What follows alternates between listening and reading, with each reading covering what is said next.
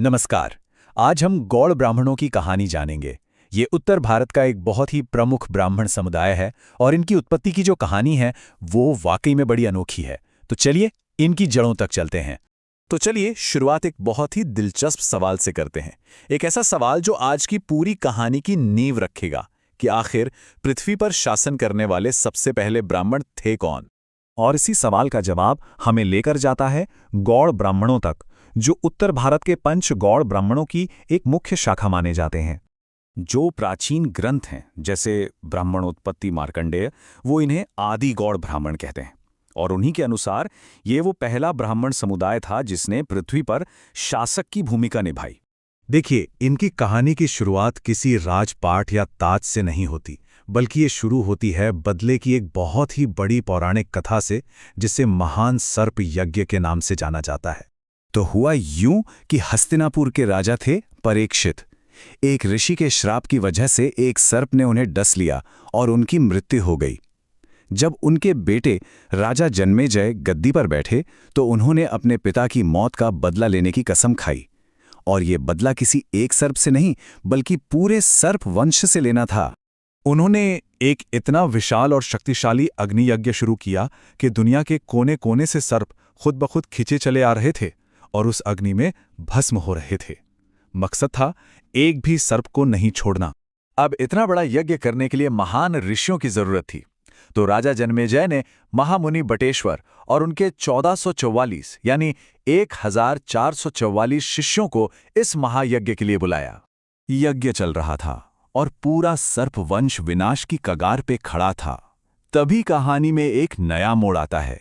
ऋषि आस्तिक सामने आते हैं। उनके पिता ब्राह्मण थे और माता एक नाभ कन्या। उन्होंने राजा से विनती की कि इस यज्ञ को रोक दिया जाए और बचे हुए नागों को जीवन दान दिया जाए, और राजा मान भी गए। लेकिन जैसा मैंने कहा, कहानी यहीं खत्म नहीं होती। यज्ञ के बाद जो हुआ वो और भी दिलचस्प है। उसी घटना ने इन ऋषियों को शासक बना दिया। अब यज्ञ तो हो गया, तो राजा ने ऋषियों को दक्षिणा देने की पेशकश की।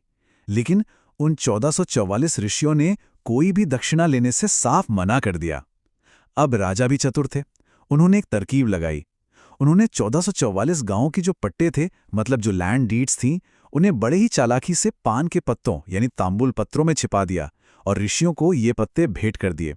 ऋषियों को लगा कि ये तो बस एक मामूली सी भेंट है और उन्होंने इसे स्वीकार कर लिया। जब ये सभी ऋषि घर लौट रहे थे तो रास्ते में गंगा नदी पड़ी। हमेशा की तरह उन्होंने अपनी आध्यात्मिक शक्ति से नदी पर चलने की कोशिश की, पर इस बार उनके पैर पानी में डूबने लगे। ये एक इशारा था कि कुछ बहुत बड़ा बदल चुका था।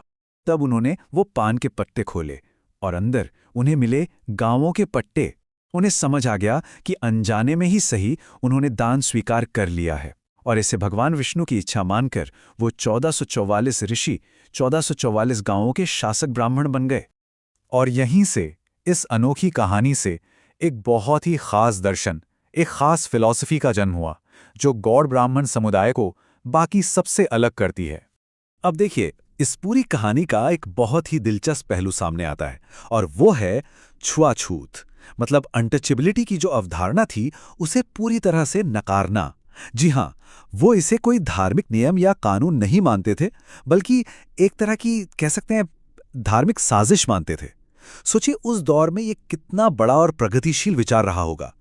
उनकी ये सोच इस विश्वास पर आधारित थी कि ईश्वर तो हर इंसान के अंदर है, और अगर ऐसा है तो फिर किसी के भी साथ भेदभाव करना या किसी के हाथ से भोजन लेने में संकोच करना पूरी तरह से गलत है।